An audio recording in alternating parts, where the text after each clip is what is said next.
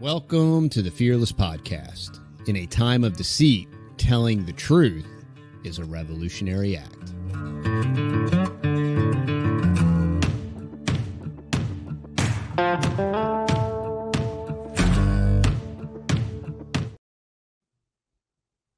All right, y'all. Welcome back to the Fearless Podcast. We are at episode 20. Episode 20. Yeah. And like I've been telling y'all, I've had some awesome guests lined up.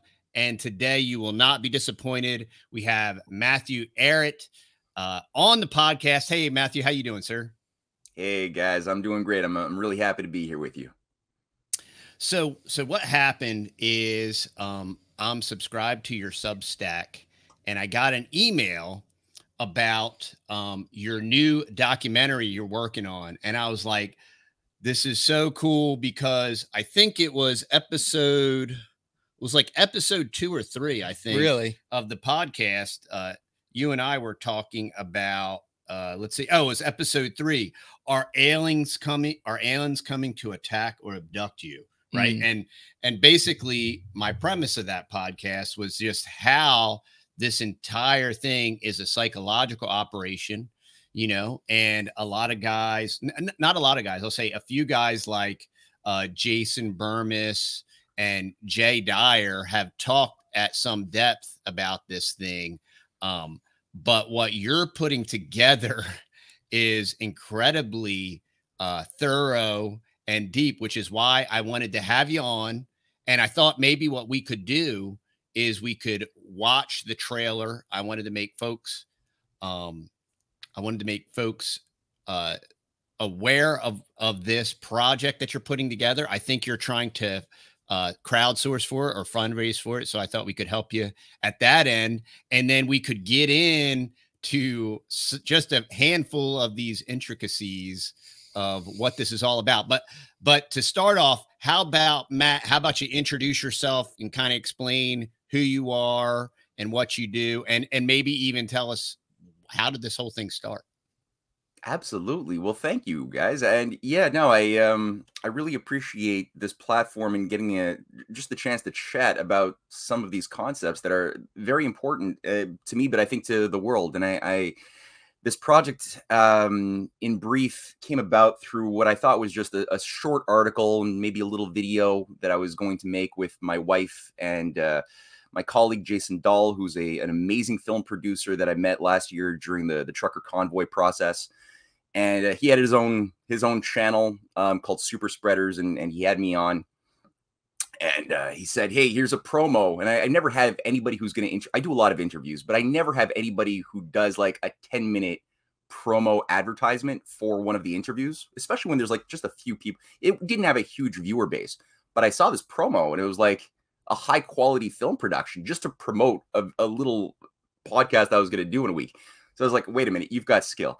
And I've been dying to produce documentaries. I went to film school many, many years ago as I was going through my, when my worldview of normieism was breaking down. I was in the middle of university and film school, and I really wanted to just always make multimedia productions, but I didn't quite have the time and the skill set needed. But this guy had it, and so we started working together, and we started pumping out some pretty, really high end, in my view, documentaries. I know you guys did a little bit of a deep dive dissection of one of them on Smedley Butler and the attempt to have a banker's coup back in the 30s. But we've done a few, and so I was like, okay, this UFO thing seems to be pretty ubiquitous. And you know, working in the office in the cubicle experience that I was doing for a few years, you'd hear just coworkers, colleagues, people working in admin, you know, just talking about their belief in UFOs and ghosts and paranormal stuff that they got from TV, from all of these things. And it was weird because it's like, this is becoming normal. It's becoming normalized stuff that you would normally be whispering in maybe 20, 30 years ago in you know, in bathrooms or something. You'd be talking with your colleagues and keeping your tone down. All of a sudden it was just becoming more normal. Yeah. And the question was, is this natural that you know, everybody all of a sudden be fixated on UFOs? I know that There's surveys that have been done regarding the loss of faith over the past 30 years. There's been almost an inversely, just as people's faith in God has diminished since 1990, the belief in extraterrestrial forces has increased almost to the exact same proportion. Yeah. So there's all of these anomalies. And that actual point, that point is my interest in this topic. You know, we're Christians, and I have seen exactly what you just stated. And there is a direct correlation because it's a replacement. You know what I mean? And the information and the data and the suspects that you're going to weave together, it'll make it blazingly obvious and apparent just by their own words, which I always love people that source their material. And then we know these folks are indicted by what they say. And I think that's very powerful. And you do a great job of doing the deep dive research and then putting all the puzzle pieces together. Well, thank you. Thank you. Yeah. I mean, and like I said, the fact that, and what we're going to try to do in the course of this documentary series, and I just to tie up what I said earlier, originally my idea was to have a little short 10-20 minute little video on the Rockefeller Foundation, because when you start scratching on some of those who are pushing the disclosure project, and it seems like every day when you turn on the news, CNN, whether it's Fox News, CNN, international media, mainstream media is talking about alien disclosure. The Pentagon is leaking material saying that we have, you know, extraterrestrial beings or material from not made by humans. None of this stuff is ever proven, but it's all said in almost like a gossipy way, but by the mainstream news media talking about it, by the Congress having whistleblower testimonies. Again, no evidence is ever presented on any of this stuff. It just it creates a fervor in the zeitgeist to really obsessively focus on this issue. And you look at who are the backers promoting this. What are the agencies who are doing the most like heavy lifting, making this happen? And it doesn't take you long before you start encountering that. Oh, you have things like the Laurence Rockefeller Disclosure Project, which recruited this bodybuilding doctor named Stephen Greer, right? Yeah. Who was he was brought in through the Esalen Institute, through the Human Potential Movement, which again was part of this New Age Aquarian conspiracy infiltration of the culture back in the 60s, following disciples of Aldous Huxley. People like Timothy Leary were brought into this idea to remake the entire nature of human beings around something more conducive to a transhumanist type of fascist system of controls. Because the problem was, for a lot of these figures who put a lot of effort into the rise of fascism in the first place, because keep in mind, like that Smedley Butler documentary went through, fascism wasn't just a German, Italian, European phenomenon. It was all over the place, and the money bags behind it involved some of the highest power financial centers in the city of London, the Wall Street complex, the DuPonts, the Rockefellers were massively behind the rise of this thing. The Fort Henry Ford was behind the emergence and the growth, the success story that was fascism in the 1920s, 30s, 40s. And it's not like these creatures who were also sponsoring through the Rockefeller Foundation, the British Eugenics Society, they were also funding pseudoscience, like statistical pseudosciences in the school system, in medical practice, like eugenics, the science of purifying the human species to create a new type of human species around better breeding habits run by people who are ironically very inbred themselves. You know, when you look at the mating habits of the Galtons and the Huxleys and the Darwins and the Wedgwoods, they're all like intermarried, right? And don't even get me started on the royal families above them. Yeah. So it's quite the irony that these are the self-professed overhumans who are determining what will be the fit and the unfit. Yeah. So they didn't disappear. The bankers behind fascism didn't disappear. That project was a failure, but it was not the war to end all wars that we were told. Most of the Nazis were not punished in Nuremberg. Some were, but very few. Most of them were reincorporated, unreconstructed into the Anglo-American security apparatus. Many of them were brought into South America and became leading collaborators with the CIA in the overthrow of a variety of governments in Guatemala and Dominican Republic, in Chile, and became advisors, like Klaus Barbie, a leading Nazi killer who advised various governments of South America. Yeah, and what's fascinating as this disclosure process has expanded, so has the CIA documents that Operation Paperclip and all of this activity in Argentina and South America, how that the Nazis weren't defeated, they were just absorbed. That has all come out simultaneously, almost to create cognitive dissonance. I think I'm not exactly sure exactly why it was done, but it did happen simultaneously. Yeah, it is. It is interesting. I think you're right. It's almost to diffuse the fact that both of these things are being popularized at the same time. I think partially has a hypnotic effect by getting people to associate all of a sudden something very important about MK Ultra, about the incorporation of Nazis into our Western security apparatus during the entirety of the Cold War. You know, like we just recently did a video on the Nazis in NATO and how 8 consecutive high-level Nazis managed the NATO Eastern Command from the 1950s all the way to 1983. One of them was the NATO Secretary General, Heusinger, who was Hitler's top intelligence chief besides Reinhard Gehlen, who became all of a sudden the head of NATO. Reinhard Gehlen, by the way, got the job of setting up the entire German intelligence apparatus with his whole network in the almost immediately after World War II was over, by Allen Dulles, right? Yeah. Who puts him to work in West Germany, carrying out the war against commies. And that involves creating terrorist cells like the Red Brigades, who are sold to a gullible, fearful Western population, especially in Europe, as being Marxist-Leninist evildoers. But as we discovered later on, these people who are like launching mailbox bombs, killing people in malls, creating a climate of tension and terror, driving people into the hands of increasingly right-wing governments. And when I say right-wing here, I'm not talking about Donald Trump Republican. I'm talking about like fascist Nazi. Yes. Yep. That's a different thing.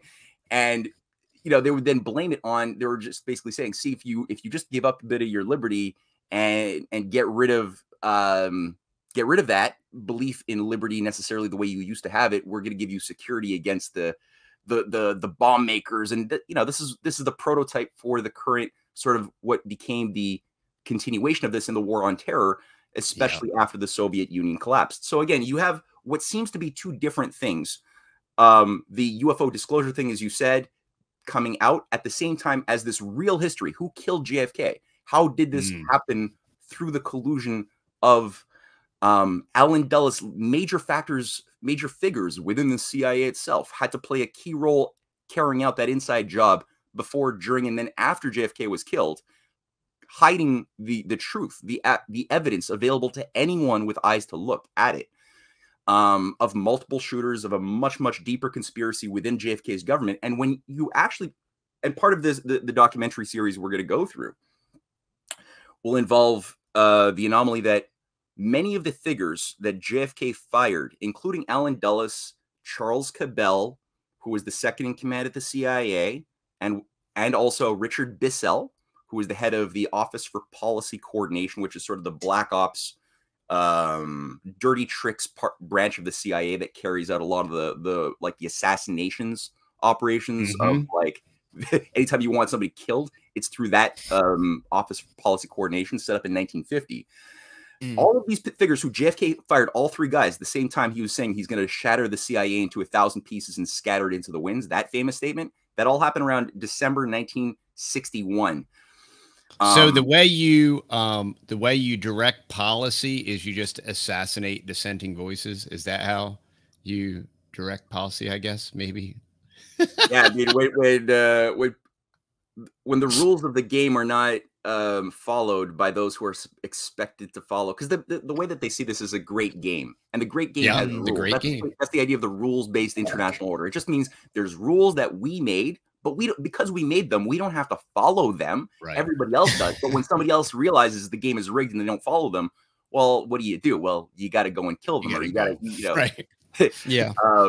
And make a demo. But now my interesting point that ties into your question or your observation about the current period is that all of these figures play a prominent role in the cultivation of the UFO cult, the UFO mythos. And here I've got literally, and we have some serious smoking gun material regarding Charles Cabell, directly the one responsible in 1952 for setting up Project Blue Book, the biggest, longest-standing government-funded UFO research investigation committee in history that went on all the way up until 1968. Charles Cabell puts this into motion, largely following the program that had been set up a little bit earlier by one Sir Henry Tizard.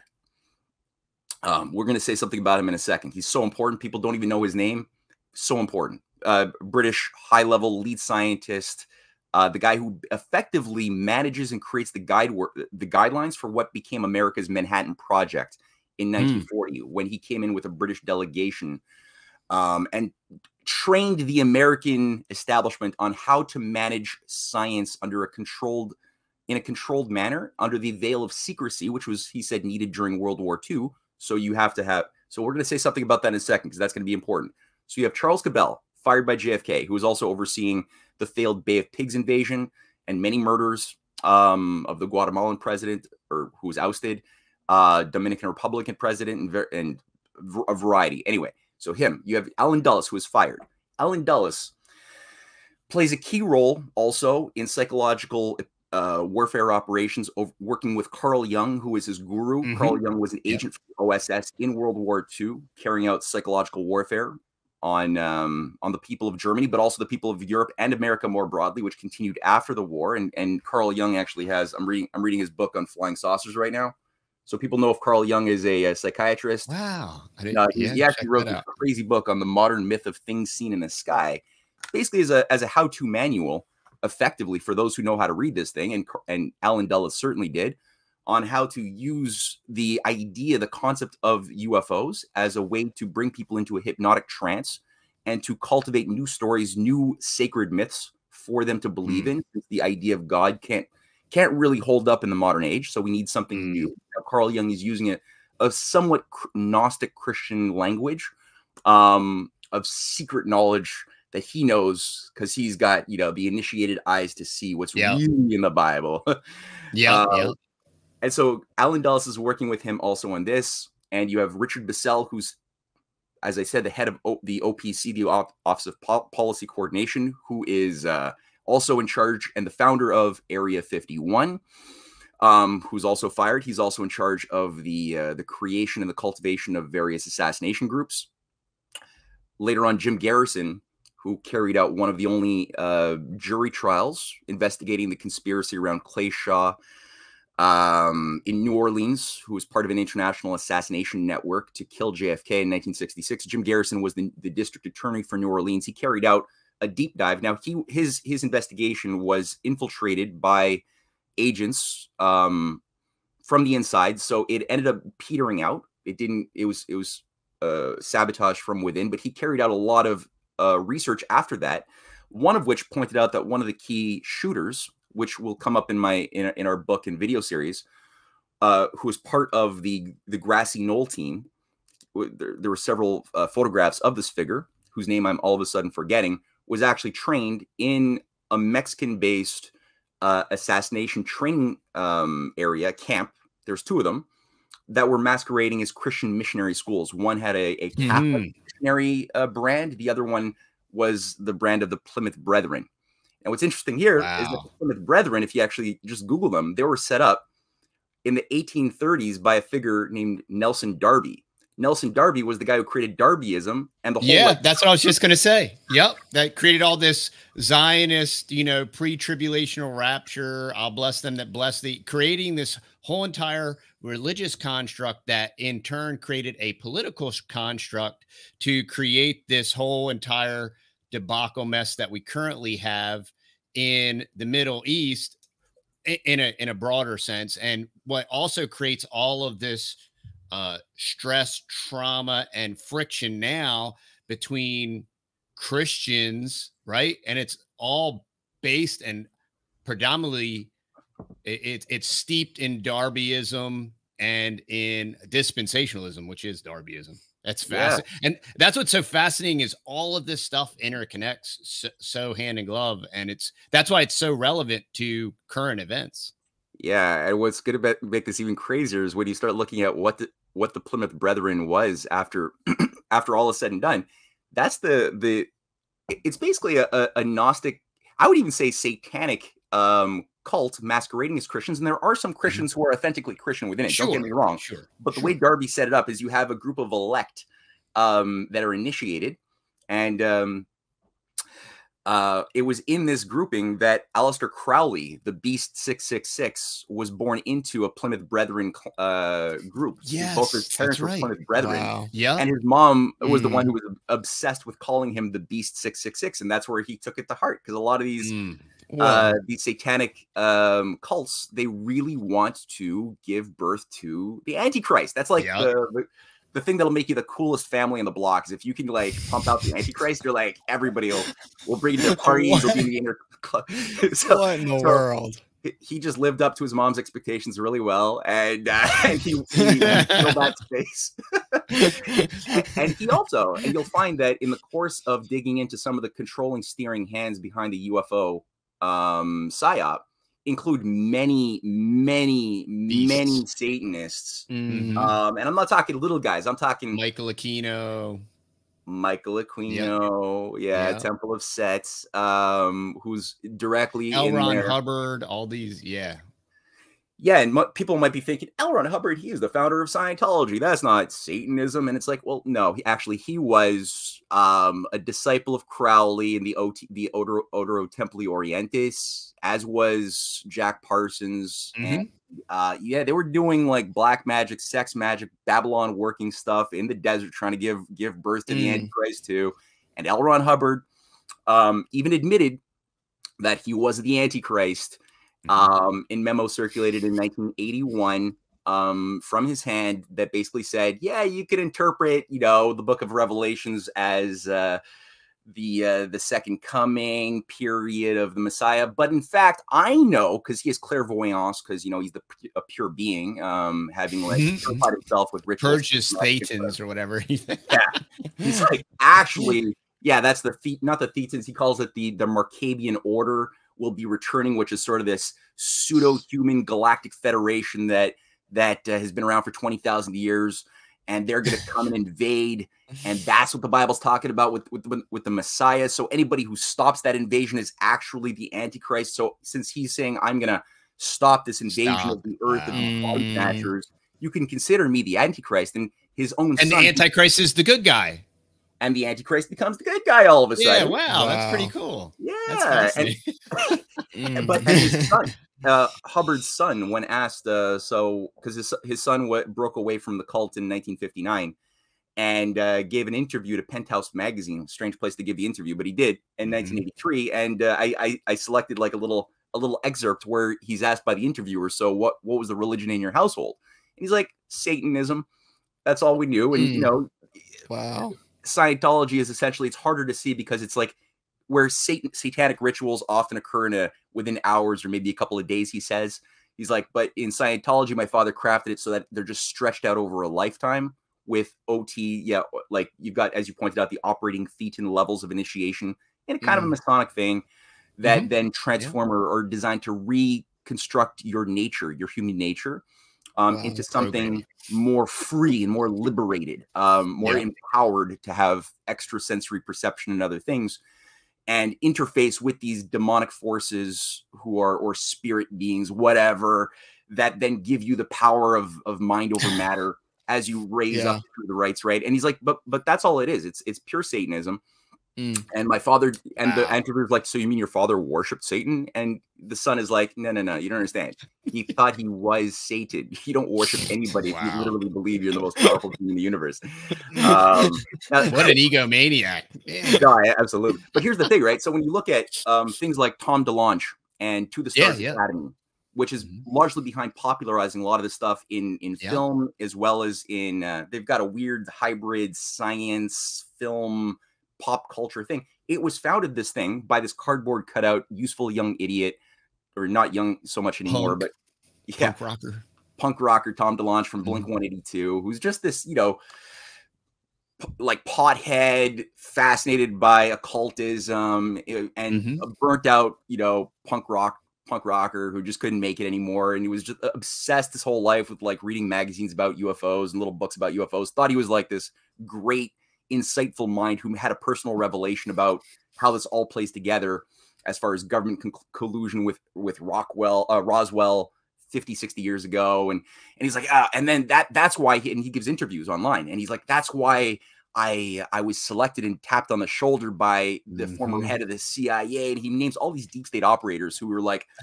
we recognize you have talent, kid. Come with us and help prepare the groundwork for the Great Awakening, using to prepare people's minds anyway.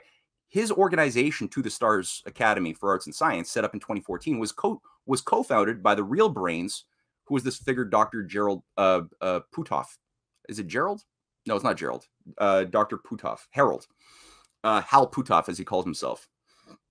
Hal Puthoff is made it up to the OT-7 or operating feat in 7 back in 1971. He worked very closely with. He's the co-founder of this thing, along with a whole slew of very high-level intelligence operatives. Hal Puthoff now plays a key role in the story on several levels. So back in the 70s, he was the driving force with the CIA, working with Jacques Vallée, major figure behind the creation of the internet through his work with the defense DARPA. Back in the late 60s, he was recruited by J. Allen Hynek, who's another big figure behind Project Blue Book and the whole UFO mythos. He was a big teacher of Steven Spielberg as well. He actually is the one who coined extraterrestrials and the close encounter, or no, the Close Encounters of the Close Encounters of the Third Kind, right? Third Kind, that's it. So he's the one who talked about the different kinds of encounters and advised Spielberg on set. So Hynek has been there the whole time. Hynek is the one who trained Vallée. Vallée works with Puthoff. They co-create what's called the the Stanford Research Institute's Stargate project to start astral projection scientific veneer using a lot of statistics over remote viewing, killing your enemies with your brain over thousands of staring at goats, staring at goats, their hearts explode, but bending spoons with your brain and trying to run through walls with your particles. So a lot of this involved infusions of the use of LSD, mind drugs, things like that, and they started publishing what appeared to be scientific studies around this, giving this sort of a normalized, respectable veneer in academia, but also in the military, which was their key target, was to find a way to justify introducing a lot of this material into the military, which had been there, but was still sort of working in the shadows. They wanted to make this more into a dominant position within the military, within things like the various PSYOPs battalions, the first PSYOP group, the second, the third, the fourth. Today, a lot of these PSYOP groups still exist. They still recruit. Their creepy recruitment videos are still on YouTube, where every young person who's nihilistic and into drugs can become all of a sudden a member of the shadow conspiracy as part of to be good American patriots, which is, anyway, it's messed up. So you have Puthoff, Scientologist, AKA probably pseudo-Satanist. I think he probably is aware when you get up that high in the OTs. Then working with Vallée. Vallée is openly friends with Kenneth Anger, a disciple of Crowley. He described his friendship with Anger, who also toured with the Stones, made satanic videos with a variety of Crowleyites. And so, Kenneth Anger is working with him, but Vallée is also friends with another figure named Anton LaVey. They're hanging out at LaVey's house doing rituals together, and he's got photographs of himself with LaVey saying, "Oh, I was hanging out for research purposes only." It's like, that was a long time. Sure, a long time to spend intimately hanging out with this guy. Now, LaVey's close disciple, his lieutenant, is Michael Aquino. Michael Aquino creates a pseudo breakaway foundation from the Church of Satan, which LaVey is running at the time, and that's called the Temple of Set. Now, Aquino also cut his teeth in Vietnam, and Vietnam was one of these things that had multiple effects to it. And this is what JFK was trying to stop, right? Because JFK had a whole national security memorandum in place to extract U.S. troops from Vietnam, and to begin a process of ending the Cold War. He had an entente that he put forth as a proposal to the Russians to say, okay, instead of like building nuclear bombs together, like Rand Corporation and these psychopathic CIA analysts are telling you to do, and you've got your own advisors and your own cybernetics cultists who are also promoting a variation of the UFO theme inside of Russia. That was also going on because both sides there was infiltration on both sides, and he basically said, okay, how about we just let go of this whole idea of killing each other with nuclear bombs, and let's instead work to have a space program together. And he puts out this beautiful speech. People can watch it. It'll be spliced into the videos where he goes to the UN in 1963, about 3 weeks before he's murdered. And he gives this beautiful speech saying, hey, let's transform our weapons of destruction, our technology for destruction, into technology for creation. Let's co-create a space program together and explore the heavens together that are God's creation, created the universe. Let's explore God's creation and find points of common ground as we do so and find our humanity. It's a beautiful speech, beautiful proposition. Khrushchev's son wrote later on that had JFK not been killed, his father, the original Khrushchev, was going to accept. Don't get me wrong, I'm not a fan of Khrushchev in general. I don't like the guy, but it was sabotage, right? And so I say this to add counterpoint, because all of this evil use of looking at the stars and space and seeing either something that is going to kill you, where humans go to get killed by aliens, or something hostile and empty, no one can hear you scream in space. A lot of these motifs that have been amplified in Hollywood, it was done to destroy the type of optimistic idea that space is not this place of darkness and cold and lifeless death, but rather our home as far as being part of the kingdom of creation that is part of the universe that God created, right? So it's a very different philosophy of space that JFK was representing that had to be crushed, because it was awakening too much of the sense of loving humankind and this optimism, right? Go beyond the limits to growth and extend ourselves ever more into the universe by discovering the universe's law and transforming it, right, for the good of mankind. That had to be crushed. So these creeps then go on. They infiltrate. I mentioned Aquino. Aquino is now a colonel working at Fort Bragg, very high level, very close friends with a fellow named John Alexander, Colonel John Alexander, who becomes the popularizer of the whole Mind Wars takeover of the military to bring the battlefield into the mind of the people. Battlefield of the mind. Also that involves, a variety of other things to electronic weaponry, space-based beam weapons, things like that were all incorporated into it. Aquino is behind this with Paul Valet, another figure at Fort Bragg and across the U.S. military, that then creates this more like new agey group that went from the fringe all of a sudden into the mainstream. A lot of these same figures, including Colonel Alexander, work with Harold Puthoff and Valet in creating what's known as the Discovery Institute for Science. It's an organization in 1994 created by Robert Bigelow, a billionaire real estate magnate, who's still very big today in funding disclosure operations. His operation works closely with To the Stars Academy, and it also works very closely with Laurence Rockefeller. And I think that's where the big player comes in. And Laurence Rockefeller died in 2004, but Rockefeller, as I mentioned earlier, is the creator of. He's not just a bankroller behind the Human Potential Movement, the Esalen Institute, the growth of drugs. Like, he funds Terence McKenna's whole career. Terence McKenna, yeah. And I wanted to ask you your thoughts on that. A lot of these usual suspects, like Stephen Greer, and the other guy that's real into McKenna, that talks about, I forget that historical guy that talks about, like, everything's like parallel universes and all this stuff. And, you can, and it's all about LSD and DMT. A lot of these guys have been on Graham Hancock, right? Graham Hancock. That's Graham Hancock. So, like, a lot of these guys have been on Joe Rogan. So there's an inordinate amount of parallel. And then just recently, there's another very popular podcast called The Sean Ryan Show. And he's like, retired military, special forces. And it's real interesting because he's had these government whistleblowers on, right? Like like who's the guy, Grush or Goosh, the David Grush.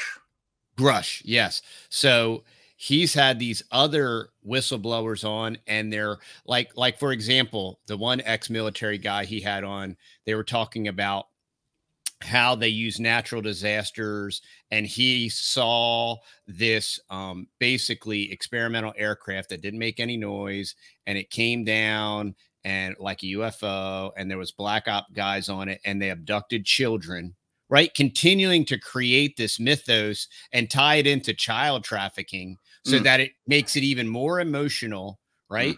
And then a few episodes later, another thing he's very proactive in is about veterans with PTSD. And there's a gigantic movement using DMT, psilocybin, and all these things as a healing, as a tool and a guide to heal your brain and heal you from PTSD. And I find it very interesting, similar to Rogan, how these very influential podcasts are titrating out this information and simultaneously like linking all this stuff together. Yeah. And when you go through your series, I mean, it's all so intricately tied together.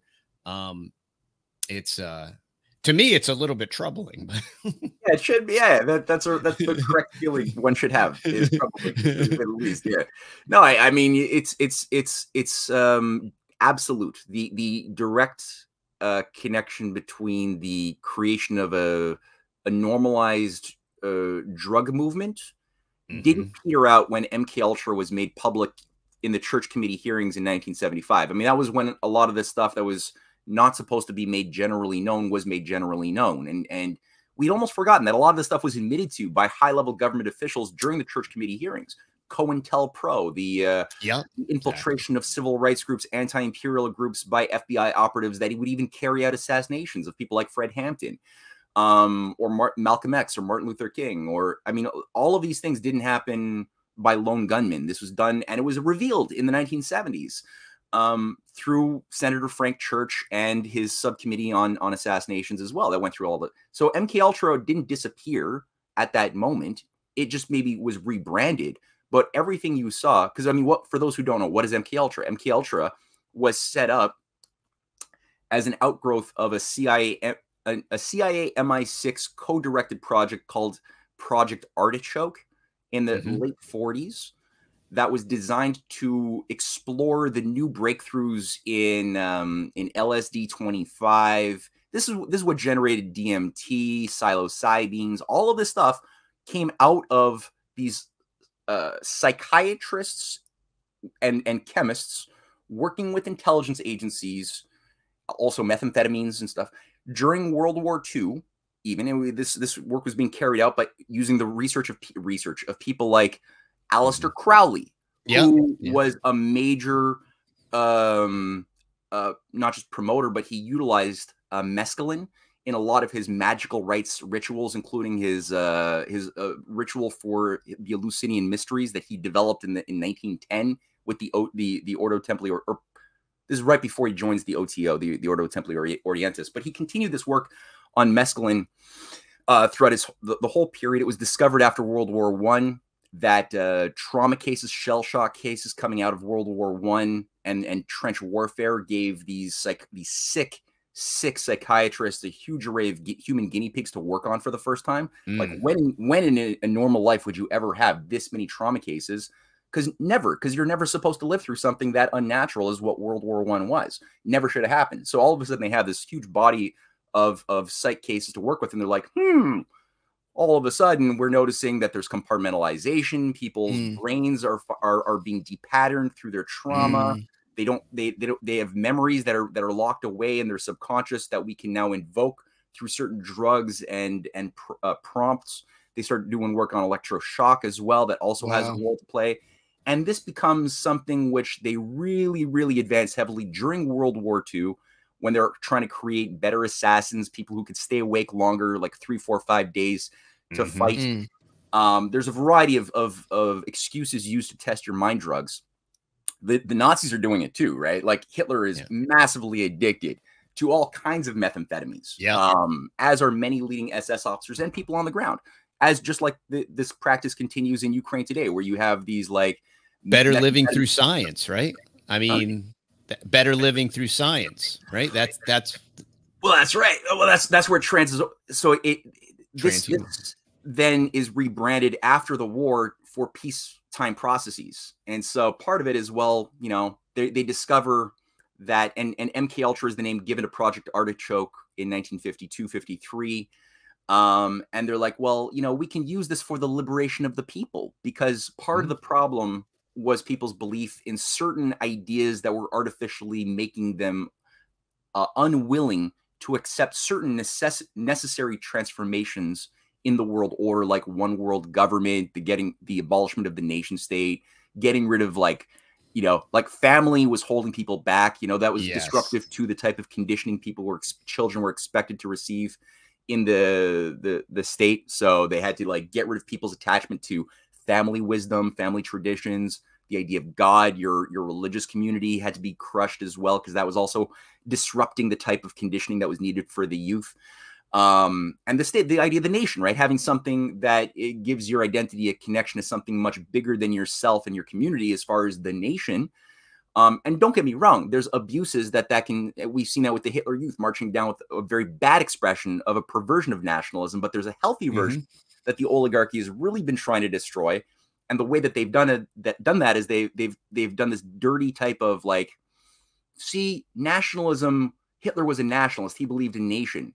And so if there wasn't Hitler believing in nation, if there wasn't nations, there wouldn't have been the war. If so, thus we could have peace by getting rid of nations. So that's the way they do it. And if we destroy the nations, we have global citizenry, and we're all one. And then we need to be technocratically manipulated by an oligarchy, because, you know, we're global citizens, and there really isn't no more individuals. There's no more individuality. There's no more nationalities. I mean, it's called a nationality. You know, you can't be a nationality without a nation.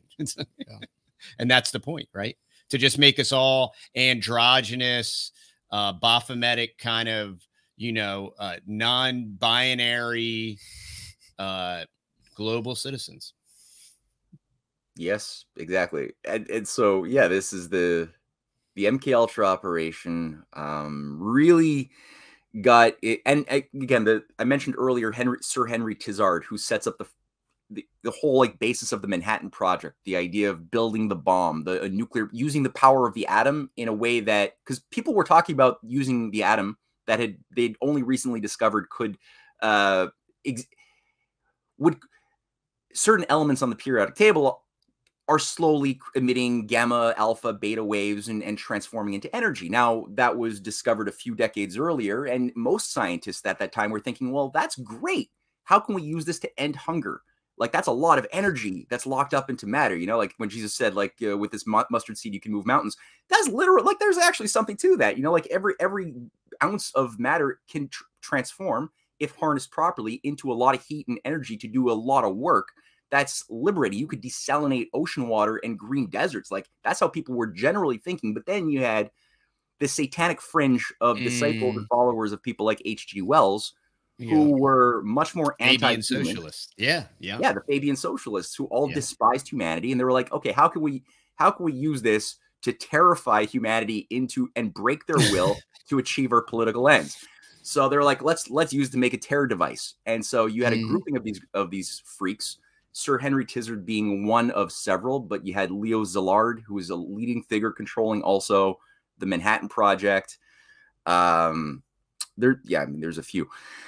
Who went up Oppenheimer, who's being popularized, romanticized in Hollywood nowadays. Right now. He was also part of this whole weird Shakti Shiva death cult that really believed in purgative violence and cleansing the earth by some sort of fire that would then allow for the recreation of a new type of human. He believed that and talked about his weird perversion of Vedic philosophy around this like it's almost like a rabid theosophy, but something that's which is effectively Luciferianism anyway, so it makes sense. And he was also behind the idea of building up these terror devices, but then using them. And he celebrated the unnecessary use of the nuclear bombs in 1945 in letters to Truman saying, oh, thank you, good job, I'm really happy you did that, because now we're going to knock humanity into their senses to accept something new for themselves. So you had all of these creatures, but what are they doing? They're also creating, like Sir Henry Tizard is creating MK Ultra and Naomi Klein in her book The Shock Doctrine goes through this meeting with the CIA and some Canadian oligarchs in near where I live at a hotel called the I forgot it all of a sudden, but this is the founding meeting in 1951 of what became MK Ultra. He's also the head of the Tizard Commission on Flying Saucers. So he's the one who puts the ball into motion in a heavy way to start organizing an international database of flying saucer observations and really focus on the military officials, people working in the Air Force, aerospace, in the military. Really, those were high trophies. If you could get one person who's like high-level military to become a believer, and all sorts of dirty tricks would be used to give these people the experience that they wanted them to have. Yeah. That's worth more than 10,000 regular plebeians, like normies, who say they believe in UFOs, because that person's word carries a lot more weight. And if you can get like a Mitchell, like an astronaut, or a Harrison Schmitt, like an astronaut, that's worth like 1 billion normal humans to these guys. So they put a lot of effort into cultivating within the military, within the Air Force, within the scientific establishment, sort of a UFO cult of people who would be really devoted followers. Now, one thing, and we'll get back to MK Ultra, one thing that is important is that they were seeing something. People were oftentimes looking out at the night sky and they would see weird, unidentified objects behaving in weird ways. I believe that is absolutely true. Of course. But what were they seeing? What was going on in Area 51, overseen by Richard Bissell? Well, this is where you got to look at, what was Germany doing with their 3 separate aerospace flying saucer projects with people like the Horton brothers, with aerospace engineers like Victor Schauberger. There's a whole slew, and Italy had their own flying saucer program utilizing innovative new techniques for using suction technology and implosion technology that is very different from the type of combustion engines and explosion technology that we've tended to use in a lot of our chemical rockets and other things like the V2. It's a different approach to getting flight to occur. Magnets have also been useful in getting certain types of interesting phenomenon, like the elevation of certain very heavy objects. This is all being advanced in a very, this has been declassified now very clearly. A lot of the blueprints and the prototypes were destroyed in 1944, 45, or especially 45.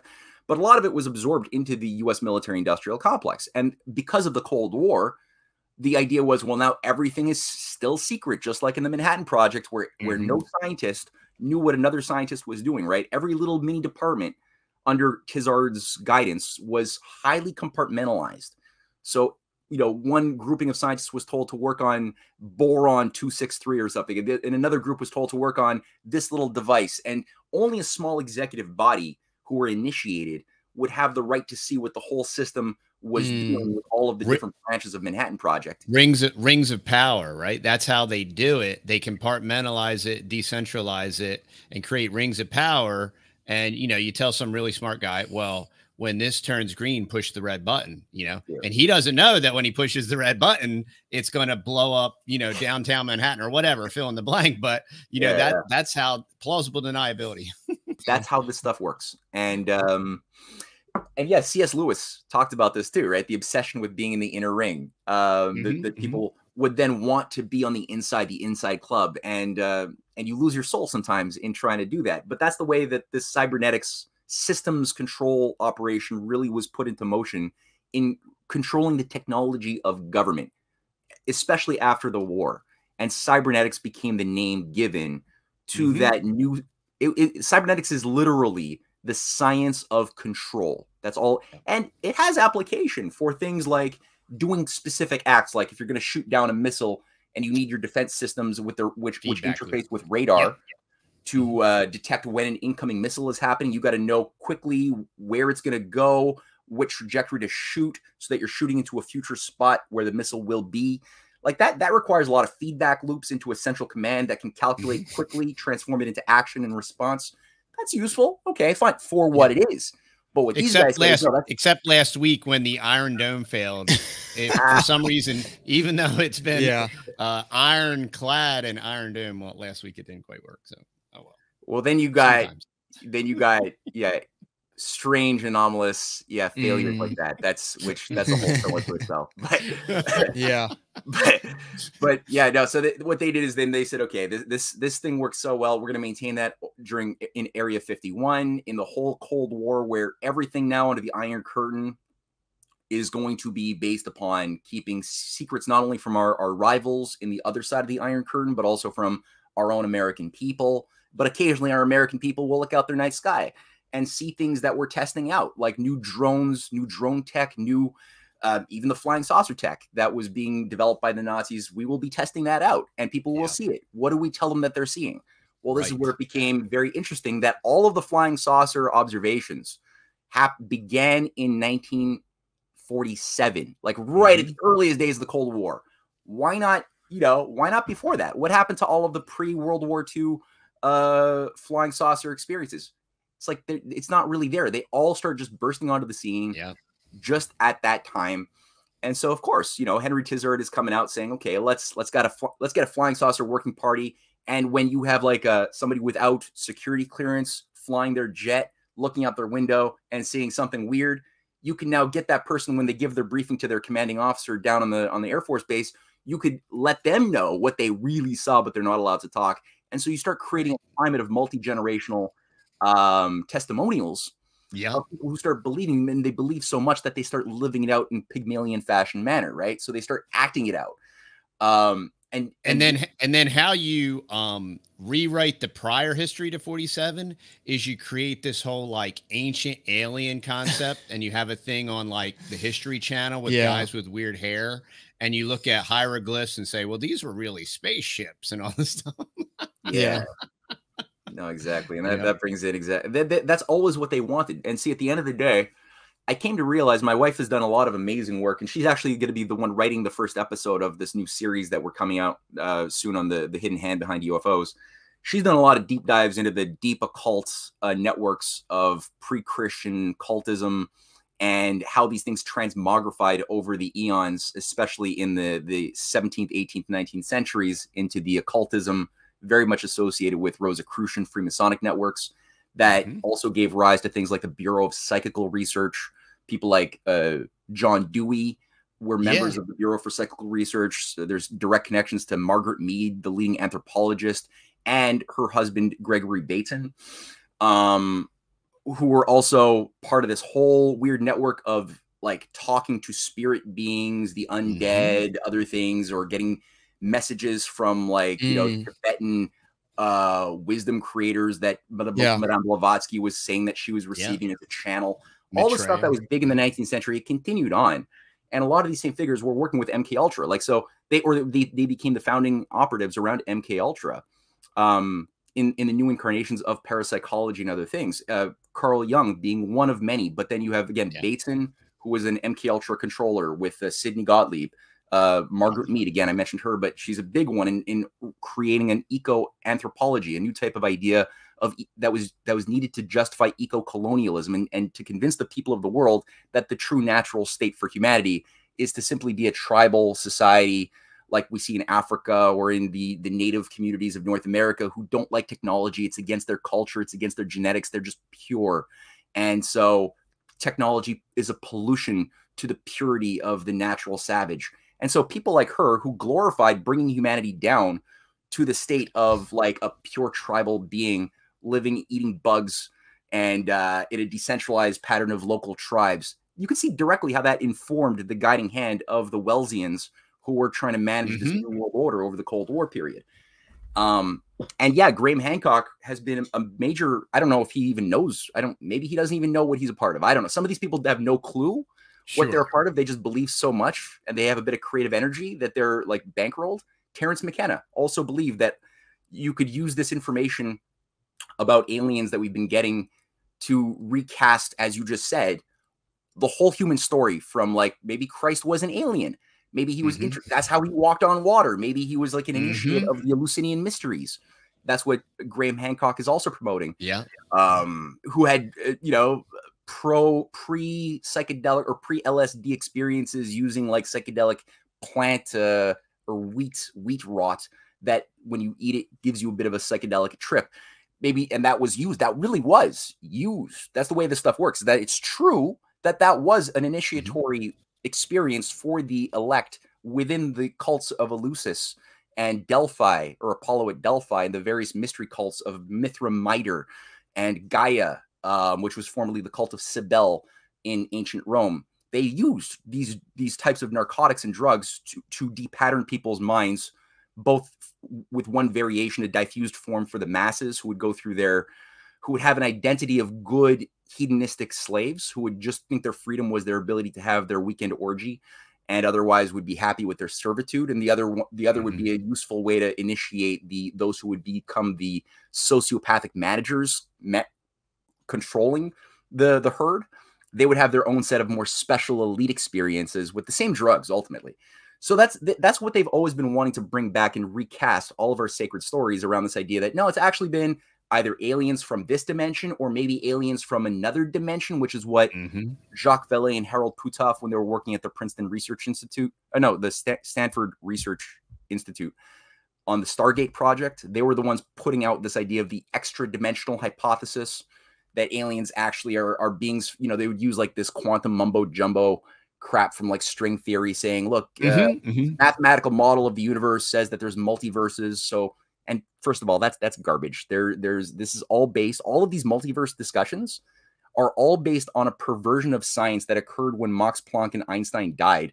And these mathematical fetishists who never discovered anything, like Niels Bohr and Max Heisenberg and Wolfgang Pauli, they never made a discovery of anything, but they made models that they love about this idea that no, since an electron or a photon can't be directly experienced without changing its momentum, you can't know anything, right? They're like, oh, it's both, everything is both a particle and a wave. Everything is kind of everywhere. And they came up with they built a whole science based on the denial of truth, the denial of causality. And they said, all we can know as scientists is statistical probability, where an electron might be.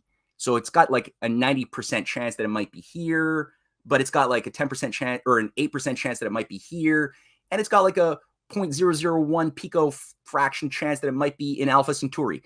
But, we'll go with that 90% chance that it's here. And they said, that's all you're allowed to know. So of course, as soon as you build a new science on the denial of causal principles, which is the way that all science has ever advanced in a positive way, is through the belief and the discovery of causal principles, including Max Planck's work, his work with Madame Curie, Vernadsky, Mendeleev, all of the greatest scientists that we love, whose ideas gave birth to the good explosions of Renaissance movements and progress. They all believed in causal principles in a universe that was made ultimately reasonable and loving and good, and by a creator in whose image they were made. Now, they may not have all believed in the exact same way. Everybody's a person that's a distinct individual, but they all had that sense within themselves, which gave rise to their faith and endurance to make the discoveries that they made and translate them in the face of priesthoods that would want to crush their discoveries because it's disruptive to control systems that have monopolized already existent forms of knowledge, right? Oligarchs don't like new discoveries. But when you can't crush it, what do the oligarchs do? Well, they say, you can't beat them, try to co-opt them. So what they'll say is, we love science, and they'll try to diminish or ice out from the history books of science the person who made the discovery. They'll take the outward shell of the idea called a formula, and they'll say, look, all you need is fruit to fall on your head, and you discover gravity just by having like apples. And we'll create this useful cardboard cutout like a Tom DeLonge or an Isaac Newton, who we're going to say is this great mind discovering all this stuff. But when you start digging into like who actually discovered gravity and the inverse square law or the infinitesimal calculus, or even Newton's work on optics, like all of these things were already known before Newton, discovered by people who are real scientists before Newton. And all of a sudden the way that they were thinking is like crushed, eliminated, erased, and we're just told the outward formula is all we need to memorize to pass tests and to be good little monkeys in some technocratic, fantasy world. Yep. And so these scientists, they don't believe in truth. They started becoming the modern quantum mechanics cosmology, which also embraced a way to describe the founding of the universe 13.7 billion years ago through a big bang that they say occurred because look at redshift. The way they choose to interpret redshift is like, well, we're choosing to say it's the Doppler effect. And if that's the case, we can relatively do an extrapolation in a linear fashion and calculate when everything was together in some like singularity moment. But then the question became, well, what caused the singularity? How could how could everything come from nothing, right? How could everything that exists be contained in nothing with physical limits moving into nothingness? Like, that's a problem. So that what they said is quantum mechanics solves the problem, because now we can justify why there are these other unexplorable dimensions, but they work on paper. So we'll say that there's 11 or 12 or 80 dimensions. It doesn't matter. You can always make another dimension and make it fit your model. And somewhere along the way, we'll say like this phenomenon, and or some piece of energy that was bouncing around dimensions hit in the same dimension, roughly ours, giving birth to like massive spermiation of the universe, right? And everything is slowly spreading out and dying now under this like heat death, inevitable, eventual heat death that's animating our entire destiny.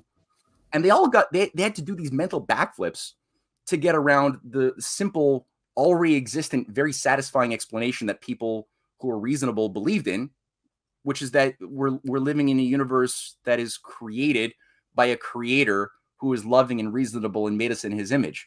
And the other advantage of this singularity is we get to use transhumanism and put the band back together and join the AI and continue the singularity. So that way we go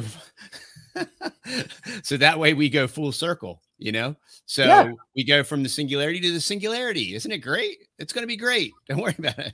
Yeah, it went through one irrational blob of like randomness 13.7 billion years ago, and we're going to get right back to one homogeneous blob under a technocratic AI elite priesthood, managing a new set of gods, a new set of rituals for whatever god you want to, as a traumatized person, because they expect people are going to go through a lot of trauma. That's part of what happens when you have a systemic economic breakdown and or major war, which kind of unfortunately some of these freaks really do believe that it's necessary to have a purgative experience of the earth to really shake us back into our good behavior. So all of a sudden, people will be much more inclined to be much more superstitious, find meaning in something. And this, what happened in pure hard science with these statisticians was also done for the origin story around Darwin, right? So Darwin also was very useful in having been promoted by the British Royal Society, again, just like they did for Newton. And what it did is it said, okay, random mutations is adequate to explain the emergence of new properties of life. That's sufficient. Darwin says it's random mutations, like the rolling of the dice. Occasionally a new attribute comes out, which is useful to helping you kill your enemies, your rivals, and have more sex and eat more in a world of diminishing returns. And Darwin even admitted that in his autobiography that he got his discovery by reading Thomas Malthus's on the Essays on Population. And he literally says in his own words, like, it was only by reading Malthus, who helped me appreciate our struggle for survival in a world of diminishing returns, that I now had a mechanism by which to work my theory, which is why the empire wanted his theory to become normalized. And people like Thomas Huxley, the great Darwin's bulldog. Darwin was Darwin's bulldog, and he was the guy who did the most, more than Darwin. They didn't let Darwin, just like they didn't let Newton, speak in public in general, because they couldn't defend their own theories well. Right. But they needed a Huxley, or they needed, in the case of Newton earlier, it was a Samuel Clarke or a Robert Cook, who would go into the public domain and have disputes with a Leibniz or somebody who's a real scientist about why Newton was right. So they always have these handlers, but they need some cardboard cutout. They need somebody to attribute great genius to be like a new godhead, a new secular godhead for their pantheon. So like Darwin, Newton, like today we're told almost to have this irrational awe of these minds who will never come again. And we shouldn't even think about criticizing the thoughts of such great giants. And it's like, no, they're actually useful idiots who were tools within a geopolitical operation. That's all they were. And they were predicated on racism and eugenics, you know? So it's like these guys, you know, like Darwin's, the rest of the title of his book was all about favored races. I mean, he was clearly a racist. He was obviously a eugenicist, and the purpose of his observations were to prove that his race was superior, which is why they inbred and all that good stuff. Yeah, exactly. And if anybody has a problem with that, with what you just said, they should just read Descent of Man, which Darwin wrote in 1878. And in Descent of Man, he literally says only the stupidest of the races of the earth would allow their dumbest to breed and procreate, criticizing human beings. And then he has a letter to Galton, his cousin, who's really the founder of eugenics, saying, "You have won me to your cause." And this is a letter that is very well known. And people a lot of people just don't want to look at that because they don't like thinking about the social implications to the. And it's not like it means that you necessarily have to be an absolute, creationist. You don't have to be if you don't like Darwin, because there were already other views of evolution tied to intelligent design, a loving God that existed with American scientists like James Dwight Dana and his theories of cephalization, that there's a directionality to creation, that God created the universe to be made better and to constantly improve, to become more inclined to express beauty, goodness, and truth. And there's a whole variety. I mean, Cuvier, there's so many other scientists that were being destroyed who were making real breakthroughs in why most species that have ever existed no longer exist. And it wasn't because of like human pollution or anything like that, but they believed in intelligent design, in an organized, ordered purposefulness embedded in creation that we can discover through our free will and love of truth. And that was all. They don't teach any of that. That's all been crushed. And that's the way Huxley like framed his debates. He would pick like he would say, okay, when we have our big public debates, I'm going to select one of the most fanatic Anglican priests who hates Darwin to be my opponent, who has the most simplistic, naive view of their response, and I'm going to decimate them. But he would never select anybody who was like who was competent in their scientific material. He would never allow that. And that's how he was able to then, they just wielded this use of like sardonic humor and degrading attacks against anybody who doubts anything of the purity of the truth. Anyway, I'm ranting, but you see what they did with the aliens thing now. So they were like, okay, not only do we have this monkeys thing that we all came from just like random mutations from monkeys, and that's it. We're descended from monkeys. We're not even a creature above monkeys. We like the evolution happened that way, not even that way. That on every level. But now on top of that, we have a new origin story that maybe these super advanced beings took these monkeys and infused them with some of the alien DNA and then made humans. But then the question becomes, now we don't have to have God for another reason.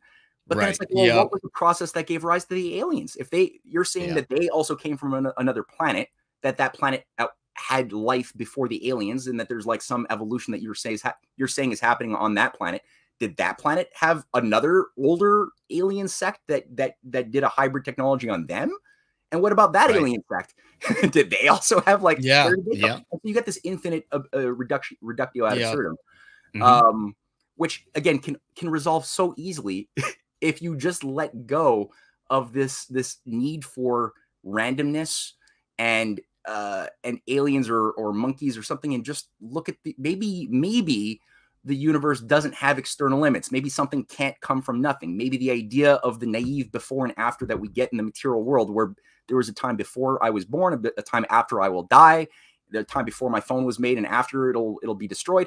Maybe these material properties of limits in physical space and time are something which it would be hubristic and maybe naively wrong for me to try to extrapolate that onto the everything of the whole universe. Maybe the universe as a whole doesn't abide by these types of constraints, right? And maybe there wasn't a time before which there was nothing and after which there will be nothing, and outside of which there is nothing. Maybe that doesn't even exist. Maybe there's another way of looking at the red shift or the blue shift of other galaxies, which is not the Doppler effect. Maybe there's another reasonable way of seeing that, because it's true, there are red and blue shifts. But what if there's another reason for that might have something to do with the physical space-time of those different galaxies that have to do with their age and less so their distance or speed that they're moving away from the point of observation, which is true, actually. And there's people like Halton Arp, who is a great scientist who was witch hunted for his work on his Atlas of Peculiar Galaxies in the late 60s. When he was looking at these, he had the Cambridge telescope that he was in charge of. He got fired for his work because he was like, well, look at all of these different galaxies that we can find that have like very different redshifts, indicating that they're like thousands of light years away from each other, but they're all connected by these filamentary fragments. But how could they be so connected physically, but separated by thousands of light years? It's impossible. Maybe the differentiation of redshifts and the coexistence of these quasars, which we're told are the furthest of the entities from the Earth because they have the highest redshift, which are often found in a high density fashion inside the filamentary structures of these adjacent galaxies. Maybe he's like, well, perhaps they're being born. Maybe what we're seeing is actually more of like a differentiation or a birth of galaxies. Because even today, like, there's no satisfying explanation for where do suns come from. We say that there's a billion or billions of suns in our Milky Way. What creates a sun? Well, we're told by these modern scientists that it's from black holes, that black holes are in each galaxy. It's a black hole. Well, by definition, you can't observe it. And outside of each galaxy, between the galaxies, we're told it's just dark matter and dark energy, which makes up 95% of the universe. That, by definition, you can't look at it. It's like these other dimensions. You know, there's 12 dimensions in string theory, or 17. By definition, you can't investigate it. So why have we created all of these mental cages of places the mind is not allowed to go ontologically to explain the universe? Maybe maybe we could break down the cages and relook at the universe from a much more reasonable, harmonic, in a harmonic way that explains things in a way that doesn't involve supernatural entities or anything like that, or like, it's the same thing for the UFOs thing. People see UFOs. Okay, they've seen UFOs. Can we find an explanation that doesn't require we have alien, like other beings from other dimensions doing this, or interfacing with our government officials who found aliens that could travel the speed of light to get here, but then couldn't like navigate and crash in Roswell? Like, all of a sudden they just forgot how to like fly their super fast ship, and one of them survived and has been giving their tech to us, and that's how we have a space program. Like, the level of this all works, I think, because people partially, there's the drug culture. People are very cynical as well, right? Like, they've just been so used to being lied to about everything, which is where it gets at your original observation. Like, why release all of the stuff about the working with Nazis after World War II? The Nazis never lost the war in that sense. And MK Ultra, and then all of a sudden also the UFO disclosure thing. Why at the same time? Because they're trying to diffuse the danger of these truths becoming used by citizens who are patriotic and who want to actually fight the devil, fight evil, and use this evidence of truth in such a manner that these are weapons that are useful in the battle, and instead have it all tainted by shape-shifting lizard people and stuff like that, that then really removes the danger of these things being used well. So you have Joe Rogan or David Icke or others speaking about a lot of truth. Yeah. But it's useless at this point. If at the end of the day, you're thinking, well, my David Icke says at the end of the day, my survival is based on me feeling good and putting out good vibes, because the shape-shifting lizard people want to ultimately suck my fear energy. And that's all they want, is me to be afraid. And if I could just be not afraid and loving and good, not even be good, just put out loving vibes. Good vibes. I will destroy the lizard people who want to create global warming because the lizards like warmer climate. And that's what David Icke said. Joe Rogan's like, all you need to do is like, liberate yourself and do what the man didn't want you to do with the war on drugs by accessing your higher freedom with DMT. Yeah. And everybody's told we have microaggressions, right? So we've been microaggressed, or micro traumatized. So we need micro drugs, or what do they call it? Microdose. Yeah, microdosing. Yeah. That's what we should all be, to just deal and be normal people. And so, of course, people are inclined to want to believe in aliens. And this all comes full circle, and it's all interrelated with all the psychological operations, one that have been perpetrated in the past, what are currently being perpetrated, which is why I think this is such critical information. How about we take a break now and show your trailer? So that would be great. Kind of get people can kind of get a taste for. Let me make sure I back this up.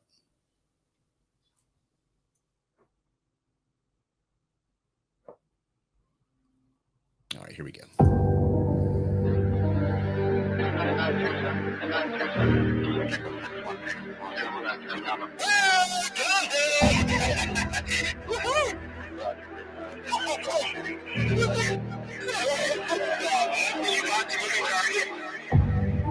There's footage and records of objects in the skies that we don't know exactly what they are.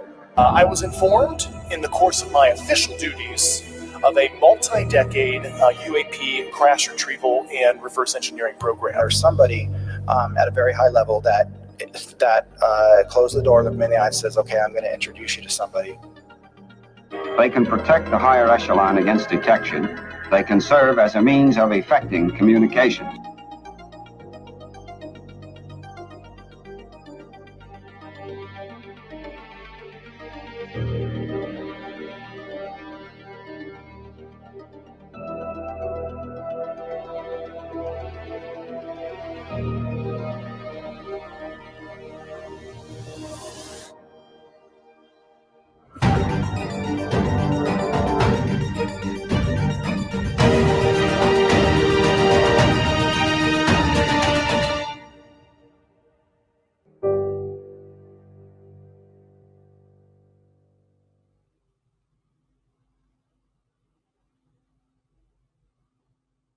All right, so there you go, y'all. And what we'll do as well is we'll put the links in the show notes.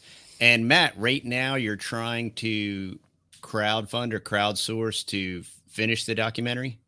Yeah, it's under construction right now. So what was going to be a very short little film has become, from what I've talked about, impossible to say in a short time. So we're making it a series of episodes. It might be 6 episodes. It might be 5 episodes. It might be 10 episodes. I really don't know how long it's going to take to tell a story in an artful way. But the episode 1 is under production right now. And yeah, we are crowdfunding. If people want to do a donation to help this process out, I would request that people go to CanadianPatriot.org, and there's a support section. There's little like donor box information where people could either do one of the pre-existent, $10, $5, $10, $50 options, or make your own customized thing. Each one is going to cost about $3,000 to $5,000. So it's going to be they're 30-minute videos. It's going to be complex. So anybody who wants to help, that would be highly appreciated. Also, RisingTideFoundation.net. We're doing another series of videos that my wife is Cynthia Chung is leading on why there are no limits to growth. The first one is already out on escaping Calypso's island, on what is this green delusion that especially young people have been fed in schools. And so that's going to be about 6 episodes to get through that story. And that RisingTideFoundation.net, people can go there. And if they want to support that, it's good, especially for homeschoolers, people who want to really prove on a deep way why the idea of overpopulation is a complete fraud on every level, and green energy is a total genocidal fraud, scientific fraud, can't work, was designed not to work. That video series is going to tackle that question. Wow. So you're doing a lot of great work. And I love it because we homeschool, so we're always looking for good information. And at a minimum, I want information that at least has analyzed and look at both sides of the conversation, or maybe not even both sides, since it's not always a Hegelian proposition, but maybe all sides of the historical artifacts, and then draws conclusions, or maybe just sets the table so that you can draw your own conclusions. But yeah, I really appreciate a lot of your work, and I'm very thankful that you took the time here to inform and educate us. Everyone got to see that you're obviously very knowledgeable, very passionate, and I appreciate you wanting to put out quality information that is not biased by some type of propaganda machine. And this way, as a in a sense of informed consent, we can be well informed of what is going on in this inordinate psychological operation that either is going to force us into World War III or force us to all band together as global citizens to fight off some nefarious intergalactic second coming of transpermia or whatever. I don't even know what's going to happen. But what I do know is that we're all being conned, and the only way to operate outside of fear, and we call this a Fearless Podcast, and we're Christian, so the fear of God is the beginning of wisdom. We're not saying to not fear God, right? We're saying that to fearlessly speak the truth. And that's why I like having awesome guests on that are very well educated and can kind of present their information in a clear, cohesive way, speak with parrhesia, all the things that I'm not good at. I want to have guests on that have kind of ironed all that stuff out. But Matt, thank you so much for taking the time and investing it here. All y'all, check out the links below if you want to support any of these projects. For all you homeschoolers out there, check this out. It's a great place for resource. Thank you so much. And I would say for those who don't necessarily have resources, because we sell books, we've written a lot of books. Clash of the Two Americas that I co-wrote with my wife, volume 1 to 4, as well as the Untold History of Canada book series that we've written. My wife's done something as well on the deep origins of fascism. Like, I'm talking deep. If you don't necessarily have the resources to buy these things, which are available on YouTube, not on YouTube, sorry, on our websites, send me an email and I'll send you free PDFs of them. Wow, that's great. Canadian Patriot 1776 at tutanota.com. So Tutanota, it's like a German encrypted email service, but so it's tutanota.com, and send me an email, request them. I totally understand. Times are tough. I'll send you free PDFs. Wow. That's awesome. Matt. Thanks a lot.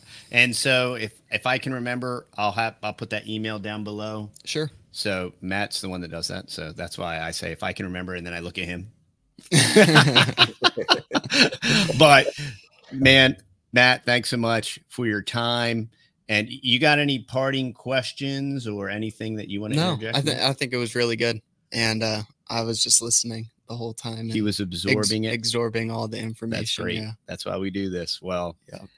Thanks, everybody. Hey, this is a value for value proposition. If you do love and appreciate what we do and the information that we provide, please go to TheTexasBoys.com. And if there's anything you need there, teas, coffees, honey, whatever you need, check us out. If you're local and need some beef and pork, we'll be opening that very soon. Very soon, yeah.